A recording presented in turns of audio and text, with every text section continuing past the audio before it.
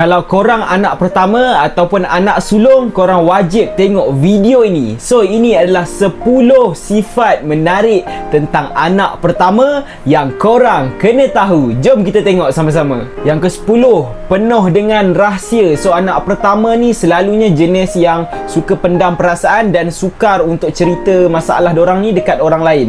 Dan sifat ni mungkin muncul disebabkan mereka waktu kecil lagi dah berkorban demi menjaga hati adik-beradik dorang lah. Maksudnya kalau dorang ada perasaan marah dekat adik-beradik dorang terpaksa simpanlah hati atau pendamlah hati dan dorang tak nak cerita dekat ibu bapa dorang, takut nanti dorang yang kena. Betul ke tak? Yang ke-9, anak pertama ni sentiasa tersenyum. Percaya atau tidak, anak sulung ni selalunya mudahlah untuk tersenyum, untuk mengembirakan hati orang di sekelilingnya, terutama adik-beradiknya dan ibu ayah mereka. Yang ke-8, mereka ni prihatin dan mudah untuk menyayangi orang lain. Maksudnya kalau diorang terjumpa orang yang susah atau orang yang memerlukan bantuan, diorang ni cepat tersentuh hati untuk menolong mereka. Sifat ini disebabkan dari kecil lagi ibu bapa diorang ajar selalunya anak pertama ni untuk menyayangilah adik-adik diorang, dan sifat itu dibawa sehingga besar dan sehingga kini, dan mereka ni lebih cenderung untuk prihatin dan menyayangi orang lain. Yang ke-7, sensitif. Mungkin kebanyakan anak pertama ni kita boleh nampak tegas dan garang kan.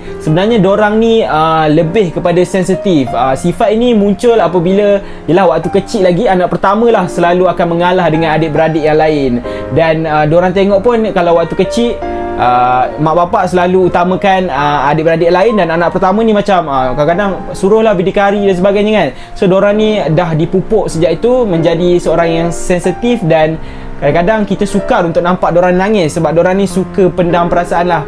Kalau diorang ni memang sensitif tetapi sukar untuk tunjukkan dekat depan orang lain. Yang ke-6, pemaaf. So walaupun anak pertama ni kalau kita nampak memang seorang yang sangat tegas, tetapi bila kita contohnya kita ada salah faham dengan anak pertama ni, selalunya dorang ni yang akan minta maaf dahulu sebab dorang ni suka care atau jaga perasaan orang lain terlebih dahulu daripada perasaan sendiri. Maksudnya dorang yang akan minta maaf sebab dorang ni memang jenis pemaaf. Yang ke-5, pelindung. So anak pertama ni kalau korang boleh tengok, dorang ni memang tegas dan garang untuk melindungi adik-beradik dan ahli keluarganya yang lain. Dorang ni sanggup berkorban apa sahaja untuk melindungi adik-beradik dorang dan adik-beradik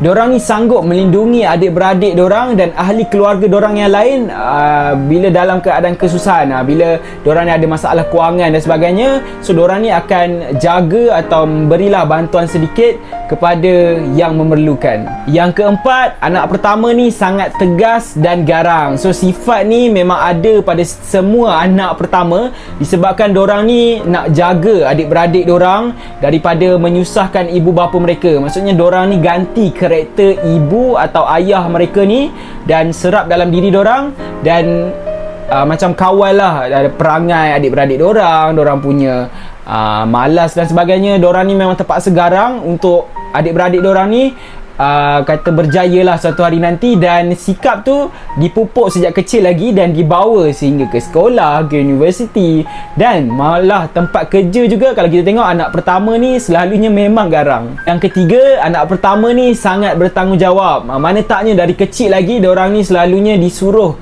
untuk berdikari lah dan menjaga adik-beradik diorang yang lain. Contohnya mak ayah pergi kerja kan, disuruh anak pertama ni jaga adik-beradik lain. So diorang ni dah ada tanggungjawab daripada kecil lagi, dan selalunya anak pertama ni disebabkan ada sifat ketanggungjawatan tu, diorang ni sesuai untuk dijadikan ketua.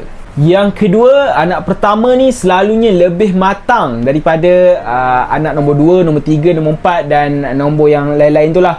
Kita boleh tengok kalau kita kawan dengan kawan-kawan kan, kita tengok kalau anak pertama ni selalunya seorang yang sangat matang dan sangat berdikari. So kalau korang ada kawan-kawan yang anak pertama tu, korang tengok matang ke tak? Yang pertama, anak pertama mereka ni sangat-sangat cerewet lah. Maksudnya kalau contoh untuk membeli barang, diorang ni selalu tengok keadaan barang tu, harga. Maksudnya diorang bukan beli lepas tu bawa balik. Tak, diorang tengok dulu, diorang tengok betul-betul, diorang teliti. Kalau benda tu tak betul atau benda tu tak kena dengan dorang takkan beli barang yang tu. Walaupun dorang cari barang tu, tapi dorang tengok tak kenalah, warna tak sesuai dan sebagainya, dorang takkan beli.